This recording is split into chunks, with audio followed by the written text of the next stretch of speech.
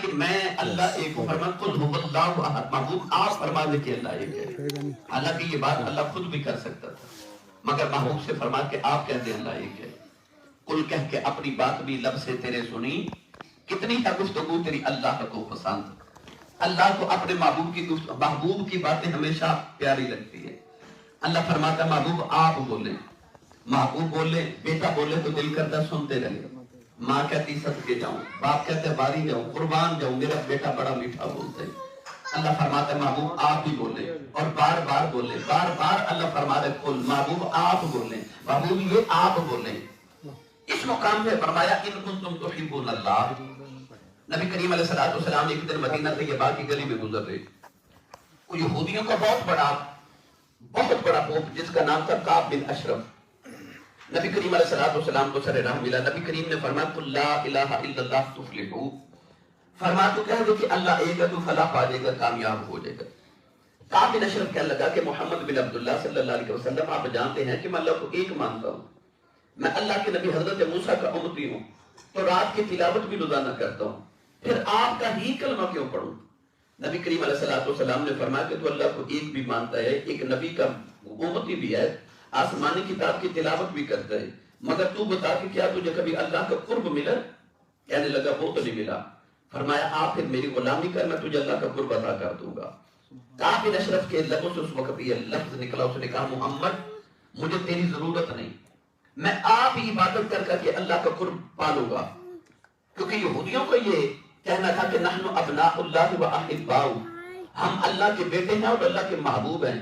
آسمان پہ بادلوں نے ان پہ سایہ کیا، من و سلبہ ان کے لیے اتارے گئے، اللہ نے ان کے ناز اٹھائے، تو انہوں نے کہا نحن ابناء اللہ و احباؤ، ہم اللہ کے معاذ اللہ بیٹے اور اللہ کے محبوب ہیں۔ اس نے کہا محبوب مجھے تیری ضرورت نہیں محمد، میں اللہ کے ویسے ہی بڑا قریب ہوں۔ اس وقت اللہ نے یہ آیت پاک نازل فرمائی، فرمایا محبوب فرما دے کہ ان کنتم تحبون اللہ، اگر تم کسی بھی مذہب سے کسی بھی عقیدے سے تعلق رکھو، اگر اللہ سے محبت ہے تو دلیل یہ ہے کہ محمد کی اتباع کرو۔ اگر کوئی حضور کا نہیں وہ اللہ کا نہیں ہو سکتا، خواہ وہ کتنی عبادت کرے، کتنی خیرات کرے، صدقہ تو خیرات کرے، اللہ فرماتا ہے پہلے میرے محبوب کی اتباع، اور اتباع اس وقت تک نہیں ہو سکتی جب تک محبت نہ ہو۔ اتباع کا کیا معنی ہے؟ علماء نے اہل لغت نے فرمایا کہ آگے آگے چلنے والا، پیچھے پیچھے چلنے والا، آگے آگے چلنے والے کے قدموں پہ قدم رکھتا چلتا آئے، اسے اتباع کہا جائے گا۔ تو اللہ نے فرمایا میرے محبوب کے پیچھے پیچھے چلتے آؤ، میرے یار کے قدموں پہ قدم رکھتے آؤ، جہاں میرا محبوب لے جاؤ وہاں چلے جاؤ۔ فرمایا جو یار کہے وہ کر لو، جو یار چھوڑ دے اسے چھوڑ دو، یہ نہ پوچھو کیوں کرنا ہے، نہیں، جو میرا محبوب کہہ دے وہ کر دو، جو کرے وہ کر دو، جو چھوڑ دے وہ چھوڑ دو۔ پوچھنے کی بھی حاجت نہیں کہ کیوں چھوڑیں، یہ بھی پوچھنے کی حاجت نہیں کہ کیوں کریں، بس جو میرا محبوب کہہ رہے وہ کر دو، جو میرا محبوب چھوڑ دے وہ چھوڑ دو۔ وَمَا آتَاكُمُ الرَّسُولُ فَخُذُوهُ وَمَا نَهَاكُمْ عَنْهُ فَانْتَهُوا، فرمایا جو میرا محبوب دے وہ لے لو، جہاں میرا محبوب منع کر دے کبھی نہ جاؤ۔ تو اللہ نے فرمایا فَاتَّبِعُونِی، اتباع کرو میرے محبوب کی۔ اب اتباع کیا ہے، کیسے کریں گے؟ صحابہ کے بعد رضوان اللہ علیہم اجمعین کی زندگیاں ہمارے لیے مشعل راہ ہیں۔ حضرت مولا علی المرتضیٰ شیر خدا حیدر کرار رضی اللہ تعالی عنہ، آپ اپنے احباب کے ساتھ کہیں سفر پہ جا رہے، راستے میں ایک درخت آیا، درخت کی شاخیں بڑی بلند تھی، مولا علی کا قد مبارک بھی درمیانہ تھا۔ آپ نے اس طرح کر کے اپنے امامہ شریف پہ ہاتھ رکھا اور بڑا جھک کے گزرے۔ جب گزر گئے تو احباب نے عرض کی حضور قد مبارک بھی درمیانہ، درخت کی شاخیں بھی اونچی، سر کو بھی نہیں لگ رہی، تو آپ جھک کے کیوں گزرے؟ آپ نے ارشاد فرمایا کبھی یہ درخت بھی چھوٹا تھا، میں بھی چھوٹا تھا۔ نبی کریم علیہ السلام کے ساتھ ادھر سے گزرا تو سید عالم صلی اللہ علیہ وسلم نے دیکھا کہ شاخیں سر کو لگتی ہیں۔ نبی پاک نے اس طرح اپنے امامہ شریف پہ ہاتھ رکھا، جھک کے گزرے تو عرض کی گئی حضور اس وقت درخت چھوٹا تھا، اب تو بڑا ہو گیا، اب کیوں جھک کے گزر رہے ہیں؟ تو مولا علی نے فرمایا درخت کی اونچائی ویکھاں تے یار دیاں داواں ویکھاں۔ سبحان اللہ۔ میں درخت کی اونچائی ویکھاں تے یار دیاں داواں ویکھاں، کسی کی ادا کو ادا کر رہا ہوں۔ اس کا نام ہے اتباع۔ یہ نہیں دیکھا کیوں، بس محبوب نے کیا اس لیے کرنا ہے، اس کو اتباع کہا جاتا ہے۔ حضرت عثمان غنی رضی اللہ تعالیٰ عنہ ایک دن ایک پتھر پہ بیٹھ کے وضو فرما رہے اور مسکرا رہے، کسی نے عرض کی حضور بات مسکرانے والی ہوئی نہیں، کیوں مسکرا رہے ہیں؟ آپ نے فرمایا سچی پوچھو تو پتہ مجھے بھی نہیں میں کیوں مسکرا رہا ہوں۔ عرض کی کوئی تو وجہ ہوگی نا، تو آپ نے فرمایا ایک ہی وجہ ہے، इस जगह बैठ के एक दिन नबी पाक वुजू करके मुस्कुरा रहे थे, मैं भी मुस्कुरा रहा हूँ। ये सुभान अल्लाह। बस हुजूर मुस्कुराए, मैं इसलिए मुस्कुरा रहा हूँ। वो रोते वहां जाके जहां हुजूर रोए, वो मुस्कुराते वहां जाके जहां हुजूर मुस्कुराए। रसूल अरबी की इत्तिबा ये चीज है। फरमाया तेरे महबूब के पीछे पीछे आ जाओ, मेरे यार का रंग चढ़ा लो। सिबलतल्लाहि व मन अहसन मिनल्लाहि सिबगा व नहनु लहू आबिदून। फरमाया ये अल्लाह का रंग है, ये रंग चढ़ा लो। हमें ये ना कहना पड़े कि हम मुसलमान हैं, नहीं, हमारी अदा देख के कोई कहे ये मुसलमान है, ये मुसलमान है। रसूल अरबी सल्लल्लाहु अलैहि वसल्लम का किरदार इंसानियत के सामने पेश किया गया और फरमाया लक़द कान लकुम फी रसूलिल्लाहि उस्वतुन हसना। मेरे महबूब की जिंदगी मुबारक तुम्हारे लिए नमूना है, इसी नमूने पे अमल करोगे तो खुदा का कुर्ब पाओगे।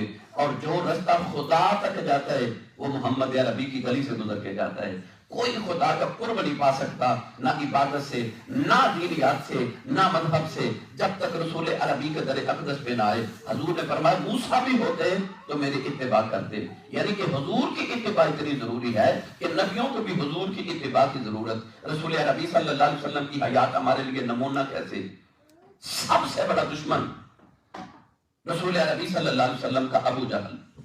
मैदान बदर 313 सिपाही लेके नबी पाक मैदान बदर में आए, 1000 पहलवा लेके अबू जहल आया। रात को खेमे में बैठे हैं। अखनस बिन शरीक अबू जहल का बचपन का दोस्त था, दोनों खेमे में बैठे। अबू जहल ने, अखनस बिन शरीक ने अबू जहल से पूछा कि इस वक्त खेमे में तू है या मैं हूं? तीसरी रब की जात है, कोई नहीं, बचपन से तू मुझे जानता है, मैं तेरे किरदार को जानता हूं। सुबह तेरी और मोहम्मद की जंग है, उनके पास 313, तेरे पास 1000। वो पेट पे पत्थर बांध के आए, तू शराब और कबाब के नशे में आया। वो टूटी तलवारें लेकर आ गए, तू तलवार नेज़े भाले लेके आया। वो मदीने से टूटी टहनियां खजूर की लेके आ गए। सच्ची बता, सुबह तेरी और मोहम्मद की जंग है, मुझे सच्ची बता, तू बचपन से मोहम्मद को जानता है, तेरा मोहम्मद के बारे ख्याल क्या है? तो अबू जहल ने जवाब क्या दिया? कहने लगा सुबह जंग है, दुश्मनी अपनी जगह, इस वक्त खेमे में तू है या मैं हूं? तीसरी रब की जात है।